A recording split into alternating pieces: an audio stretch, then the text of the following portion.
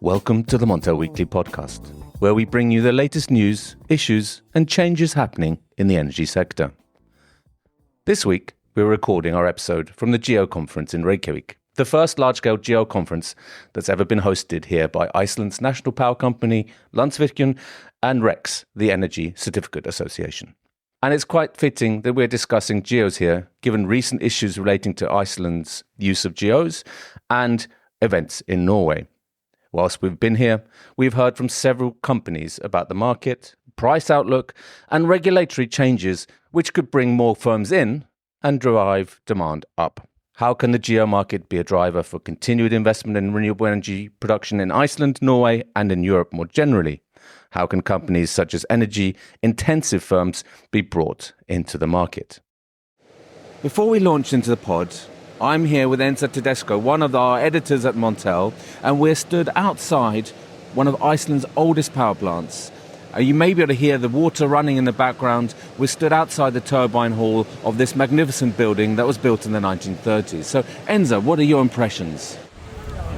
I'm here in Reykjavík this week for the GEO conference, sponsored by the local power company Landsvirkjun, jointly with REX, the business association supporting consumer demand for renewable energy.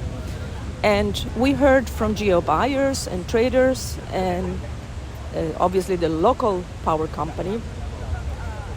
And even though Iceland is an isolated power system and not directly connected to other market, it is an exporter of GEOs to the continent. And last year it sold more than 19 terawatt hours of GEOs, which is basically all of its production that amounts to about 20 terawatt hours. Because the country's power production is 100% renewable, the big controversy from many of the energy-intensive consumers, especially the aluminum sector, which accounts for about 70% of Iceland's power consumption, is why should they buy GEOs as proof that they're using green energy if they're connected to a grid that only transports green energy? Will client pressure and regulation ever change that? I'm pleased to be joined by not one, not two, but three guests. So we have Lars, Ragnar Solberg, Principal Consultant at AFRY. A warm welcome to you, Lars. Thank you. Halldór Sigurðarson, Business Director at Landsvirkjun. Also, welcome to you. Thank you. Happy to be here. And Merve Gungur, who is a Policy and Networking Manager at REX. Hello, thanks for having me. Yeah, great to have you as well, Merve. And I'd like to just start with you, Halldór. And let's talk about the GEO market here in Iceland. How important are guarantees of origin to production here in Iceland? I think they're very important. So Landsvirkjun is about to embark on one of the most extensive construction periods that the company has been in ever in the company's history. So they're really making an impact. And now for the four projects that we have in the pipeline, if we get the proper licenses for everything, especially now we're close with the wind, there's only one permit that we need to start construction. The GEOs are a part of the profitability analysis for all these projects, and thus they're making the impact that they really should, and we are getting a premium for our premium product. Perfect. And but reversely, how important is Iceland to the GEO market, would you say? Can you evaluate that? That's a good question. So Iceland produces around 20 terawatt hours of renewable energy. So that is a substantial amount for the whole market. But of course, the market is around maybe 850 or 900 terawatt hours. So we're not a major player, but I think we can still make a difference. Mm-hmm. And we had several issues here that sort of sent a few shockwaves through the guarantees of origin market back in 2023, where, the authorities prevented the export of the certificates from the country. Has this all been resolved now? Are we sort of yes. This is all resolved, and I can point to AIB's press release from late last year, when they congratulated Landsnet and the Energy Authority on their efforts. And I think, to be honest, it was a bit of a case of lack of data, that the AIB didn't have the proper data from us, and miscommunication between Iceland and the AIB. So as soon as they had all the documentation, all the data that we could provide of how we execute things here in Iceland, they lifted the ban immediately. So there's nothing to report on that front. Perfect. And the AIB is the Association of Issuing Bodies, who's in a sense the collector of the data, and in a way the regulator as well. Yes, they are the Association of Issuing Bodies, and the Icelandic member is Landsnet. So they were in communication with Landsnet, but then later on, when we could sort of explain how we execute the system here, I think that solved it.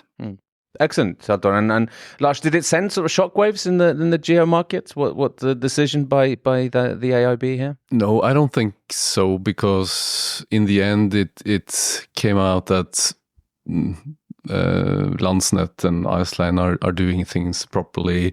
The whole discussion around double claiming, double counting was kind of sorted out, and Landsnet, as an AIB member, they are doing things. They maybe did some improvements on some things, but they are doing it in a proper manner and making sure that, you know, every megawatt hour of renewable power is certified through GOs, and the difference between like what is a double claim from a corporate and what is double counting, that was kind of some of the mix-up.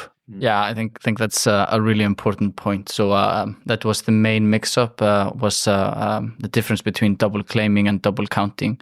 And so it was very easy for us to prove that there's no double counting on behalf of the producers. But the issue the AIB had seen was false claims that were made, claims of using renewable energy without having GEOs to back it up. So I think it's important to make a clear distinction there between those two definitions. And so we've moved on from there anyway, and that's been resolved. Now, I think something that I'd like to discuss both with you, Halldór, and with you, Lars, is the issue of industry. And where are we in terms of buying GOs, Halldór? Maybe say in Iceland, there's a big centre for aluminium producers, also data centres. What is the standing here in terms of GOs with industry? Are they willing to buy? Are they have been opposed in the past? Yeah, so it differs a lot between different sectors, and as we've heard in the conference this week, there were some lively discussions about the aluminium sector's stand on the GOs. But what we observed recently in our recent PPAs is industry has demand for green PPAs. So data centers in Iceland are focused on green PPAs, as well as land-based fish farming companies. And this is what we've observed in our recent contracts. So, but with the aluminium sector, I think we've seen some positive signs. They're moving towards a market-based approach, which is positive. And then we've seen, for example, last year, Norsk Hydro has made some signed some PPAs where GOs are a part of the deal as well. So it's moving in the right direction, but we're not there yet. And what's the view from Norway, Lars? I know it's Norway and Iceland there are so many similarities. It's both EA members, not fully part of the EU. Almost Iceland is 100% renewable. Norway 98%. Lots of power-intensive industry. Lots of history. Lots of like emotional discussions around this. But we see the same picture as Halldór Kari, that this is very much sector specific. So yes, Norsk Hydro bought a PPA with at least a part of it had GOs included with Statkraft. But the big picture is that the aluminium players are not buying GOs, but on the other side you have lots of players in Norway, chemical industry, and others that are buying, which are quite power intensive companies, and they are buying GOs. So this is kind of. This is a trend that we've seen for quite a while. That there's so many regulatory things happening, but the big picture is that like there is a regulatory push to kind of incorporate GOs in new ways, sustainability reporting, RFMBOs, etc. So yeah, but to take the perspective from the power intensive industry, it's a big decision to make, and costly, of course. And that's what I mean. That they have. I don't remember now the latest reference that we heard at this conference, but the terawatt hours of GOs for some euros is quite. I mean, I think you could say, do the math in a way, because it's like 3 terawatt hours of consumption plus then the price of the GO.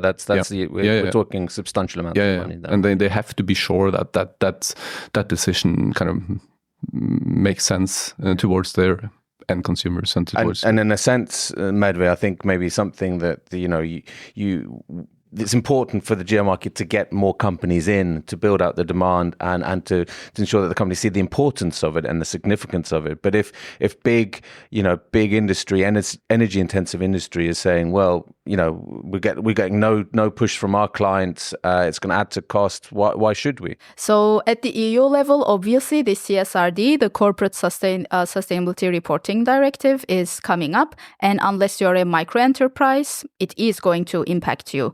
So that is definitely one force. And also regarding claims and making claims, the Green Claims Directive, because if you say you use green electricity, for example, it's not clear enough because we don't know what green means, and it's not basically explaining, what your client is, counting on. So we've discussed the CSRD before, the Corporate Sustainability Reporting Directive, and it's a bit of a nightmare in this market. There are so many abbreviations and so much jargon, but we've discussed that before in the pod. But Lars, we've also discussed politics, and there was a bit of a U-turn from the government in Norway. Yeah, it was.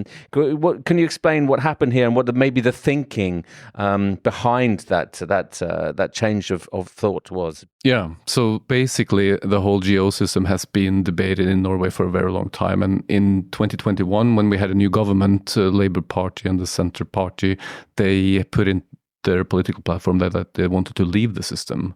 And then nothing really happened. The market, it was a big news in the market, but nothing really happened from their side. And then you had the energy crisis, and this topic was maybe not as important. And then the same government in 2023, they added GOs to the resource rent tax, grunnrenteskatt in Norwegian, which basically is a high tax on to be included in, and that was a bit strange in many ways. And now in August, Terje Aasland, the energy minister, came out in Montel saying that no, now it does not make any sense to leave the system due to the large incomes, etc. And I think that has to do with many things. Norway is in the process now, together with the EU, of trying to speed up the implementation of Renewable Energy Directive number 2. So that's not really compatible with leaving the GO system and just cherry picking what you want. So I think that's important. The incomes from the GOs are quite substantial, and not only for the producers but for the owners, and the owners of power production in Norway is the state and the municipalities.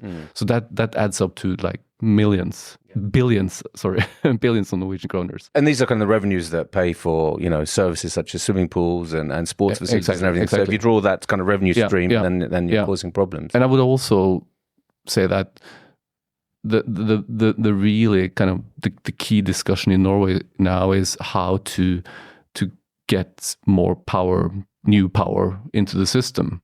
The big onshore wind debate in Norway, which is very tricky to figure out. And so in that sense, to leave the geo system, which adds profitability, as Halldór, Kari mentioned earlier, is not the right timing. So, but I'm been following this debate for many years, so I'm not 100% convinced that kind of it's the end of this story. But at the same time, the fundamentals now are more tricky than ever for leaving the system, I think. Yeah. So could be some surprises down the road. Yeah. Potentially. I would. No. I think there will still be debate, but I don't think they will leave, and the likelihood for Norway leaving is less than ever. Yeah, and as Halldór said, the signs are that there are movements within industry that are kind of becoming more. I wouldn't say enthusiastic, but are more kind of see that they need to buy geos as well to I think so to prove the green credentials. Yeah, exactly, and also that it's both the regulatory pressure with all these directives kind of. With the geos becoming more important, but also the more corporate commercial pressure, which I think more and more are meeting when they're discussing it with their clients, and the need for the kind of documenting the full value chain. But you mentioned something quite interesting, and I'm also going to ask Halldór about this. With Norway and Iceland are not members of the EU; they're members of the European Economic Authority, so that's the EA, or European Economic Area rather. So how? And you mentioned Norway is a laggard, is a bit slow in implementing. Where are we now with the Renewable Energy Directive 2? Because that was put in place years and years ago, and we're now almost talking about the Renewable Energy Directive 4, but Norway still hasn't implemented 2. Yeah. No, and I think that the EU is really making an effort, or really putting a lot of push behind the demand of Norway getting RED 2 implemented, and my feeling is that lots of things are moving now, and there are lots of discussions in the organizations and in the ministry, and this is kind of one of those signals with a geo comment from Oslo that at least that's my analysis, that something is happening. Something's happening in the background. Absolutely. What's happening in Iceland, Halldór, with the Renewable Energy Directive 2? What's the status here? Yeah, just to add to that, that's something I can agree with Lars Ragnar on, is that the EU is putting a lot of pressure on the EEA members to implement the Renewable Energy Directive number 2. And I think it's moving in the right direction. But then again, this is politics, so it's I'm maybe not best suited to answer the question, but. Yeah, we've seen a push for it, and I think it's an interesting addition to RED 1 because it enables you to also issue GOs for district heating, and then potentially also for some hydrogen as well. No, I mean, it's clear that needs to happen more quickly. It's amazing that it's been allowed to go on so long in many ways. But just before I ask Merve here about sort of the regulatory side of affairs, I think Halldór and Lars, if I can ask you about what's the role geos play? Obviously industry wants to come to these countries because of competitive or cheap or competitive energy prices, but what kind of role do geos play here as well to enticing new companies to these markets? I think as Harldór mentioned, CEO of Landsvirkjun mentioned in the event we had this week, that you need to have an international standard. So even though Iceland, there's a saying in Iceland is the biggest country in the world, but not everybody knows Iceland, so we can't have a specific system here. We just, I think that's just in general, like in all business, you want to be part of a standardized system, and that's what the GEOS is a great tool for power producers in Iceland. And of course, I think just considering the history, renewable energy producers in Iceland have produced energy at competitive prices with a very positive impact on the environment. and now we're starting to see a premium for the premium product. So I think it's a very positive development and a good tool for us to add further renewable energy to the grid. Anything to add there, Lars? I mean, there's a different debate in Norway because there's a challenge getting new capacity on the grid. I mean, Halldór mentioned 4 projects that are close to completion in Iceland, but in Norway it's a different story. It's very difficult to get that new capacity, whether it's hydro, whether it's wind, whether it's now there's even talk about nuclear. But at the same time, kind of removing that profitability or those extra profits or extra income streams right now seems not the right decision. At least that's my thinking. And just as Halldór says, it's maybe Norway and Iceland being quite small, open economies. It's a kind of a bigger picture here that it's important that we need to be part of the single market. We need to be part of those standards that the rest of Europe is following, and kind of trust me, I'm from Norway is maybe not the right thing to do. Not right now. Right now. So that's the bigger picture, and also on Iceland there, even though it's an energy island, all these industries are exporting fish and other things, and then they have customers that expect them to follow the rules of Europe. So it's I think it's important in that sense. Absolutely. And let's turn to regulation on the policy side here. Now, what are the key challenges the geo market faces, and how can they be cleared? I mean, we talked or have heard talk about the increased need for harmonization and standardization, that the market is still not transparent enough, that it's a little bit murky. What are the challenges we face? Yeah, I'll answer your question by bringing in the point Halldór made just now. Standards are very important, and that's why REX is advocating for international standards and harmonization as well. And being part of an international standards obviously also provides the reliability the market needs, and the last thing the market needs is uncertainty. So standards are there to assure that. And this morning I was at the SEN meeting. It was an extraordinary meeting. So, I mean, there is this analogy of EU directives, like when you expect the member states to implement them, it's like herding a group of cats. So each cat has a mind of their own, and indeed they are all like sovereign states. But on the other hand, when there's an EU mandate, they are supposed to implement it. So, and you mentioned there is RED 2, it was in 2018, and then we talked about RED 3, and REX is advocating for RED 4 already, because with RED 3 there is a huge missed opportunity of full consumption disclosure, but also many countries, actually not only Norway, many countries are lagging behind in the implementation. And this is actually the point where actually standardization plays a very big role, because each country's situation can be different. And when there is a standard you need to adhere to, then that basically makes the whole single market operate. Yeah. So one of the key challenges is that we have been talking about the electricity market for a long time, but now we're talking about the energy market, meaning there are several energy carriers included in that.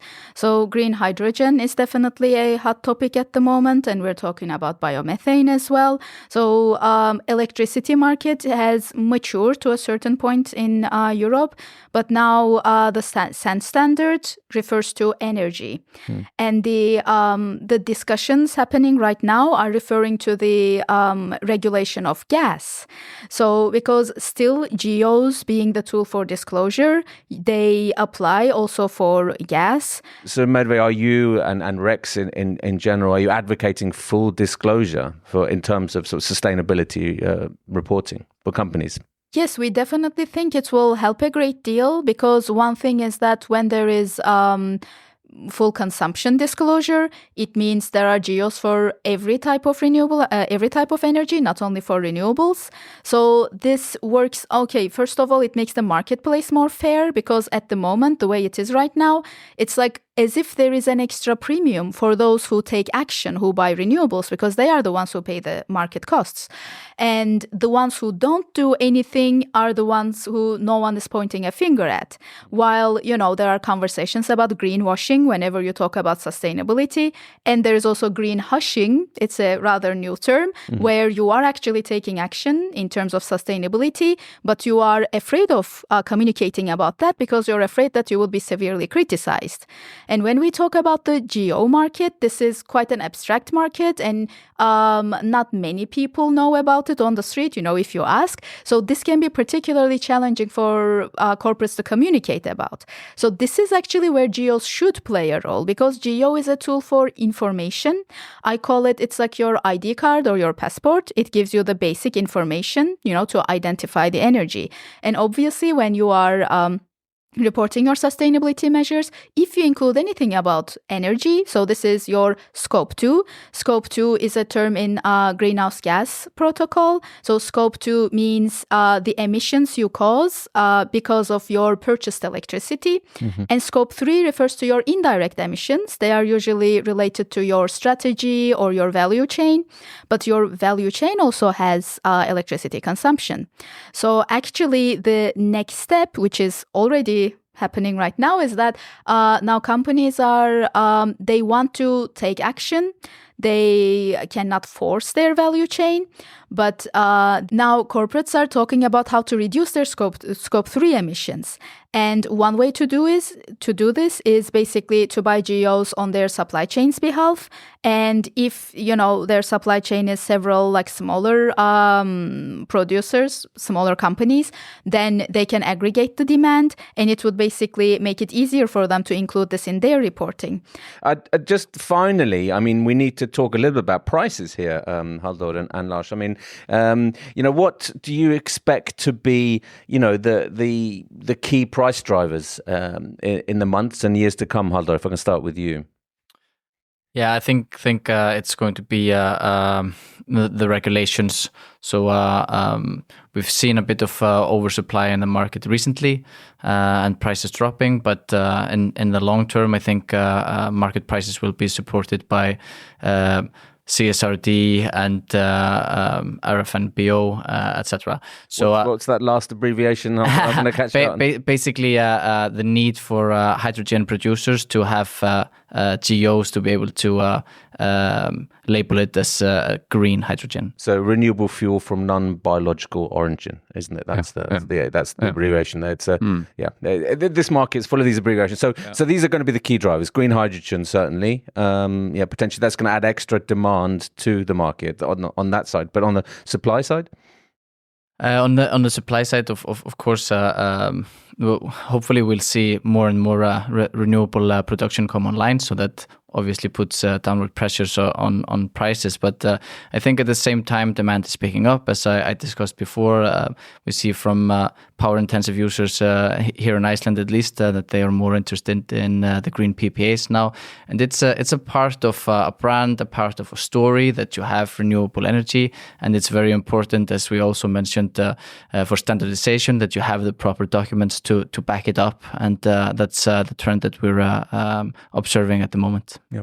Lars, anything to add that you think is the key driver? No, I agree with Halldór, and I was just thinking that kind of the discussion on Nordic power prices is very much linked to, when will the new demand come in? And you've seen that, was it Statnett coming up with some new analysis saying that, they have pushed things a little bit further because some demand is not getting online as early as they first thought. And I think this is very much in parallel with in the geo market, that this is definitely the case that CSRD will kind of make a difference. But the big question is when. So they're starting to report from 2024, but are maybe those companies already buying geos? Hard to say. And then when more and more companies are kind of complying with this CSRD and for sustainability reporting, then prices could go up. But for now, it seems like the market is a bit flooded with certificates and a lot of active certificates in the market.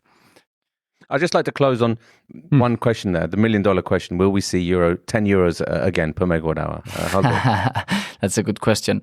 I at least think it's positive how the forward curve looks now. It shows that the market participants are anticipating prices to go back up. So will we ever see the 10 euro mark again? Well, STX had a good presentation on that during the conference this week. I understood it that the answer was maybe or possibly. So I'm going to leave the listeners with that answer. Okay, thank you, Halldór. What about you, Lars? No, I also had there was some nice presentation on that topic, and if you get a lot of demand from CSRD and at the same time have a dry year, then maybe you can see 10 euros again. But like on average over time, I'm not seeing that happening in the next years. That's my view, our view. Absolutely. I think you think in a sense, a lot has to happen for that to fall into place. A lot of these bricks have to be correctly positioned, as well as the fundamental side on the supply side, which is sort of mainly weather driven. But thank you very much, Lars, Halldór, and Merve for joining me. It's been a fascinating discussion. I think it's often perceived at kind of a niche market, but it's absolutely crucial for companies to be able to verify that the power that they're using is green. So I think it's a very, very important discussion, and I think will only grow in importance as we go on. So, and I'd also like to thank you, listeners, for tuning into the episode. I hope it was very useful. And remember, our podcasts are released every Friday. For the latest news from Montel, please visit montelnews.com, and you can follow us on LinkedIn and X or Twitter @Montel Group. See you next time.